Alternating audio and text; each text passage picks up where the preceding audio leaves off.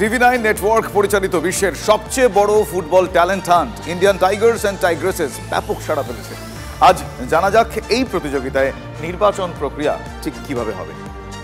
ফুটবলের জাদু ছড়িয়ে দিতে ভারত প্রস্তুত।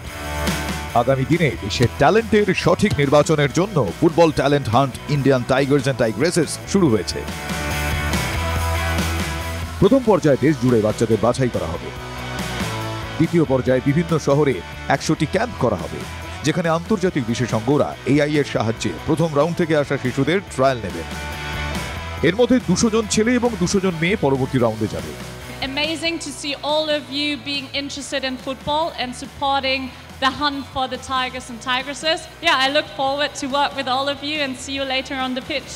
তৃতীয় পর্যায়ে এই 400 জন শিশুর জন্য পুনেতে 5 দিনের একটি ক্যাম্প করা হবে, যেখানে তাদের ট্রেনিং দেওয়া হবে এবং এর মধ্যে থেকে 20 জন ছেলে এবং 20 জন মেয়েকে বাছাই করা হবে, যারা বিনামূল্যে অস্ট্রিয়া ও জার্মানিতে গিয়ে তাদের ট্যালেন্ট দেখানোর সুযোগ পাবে।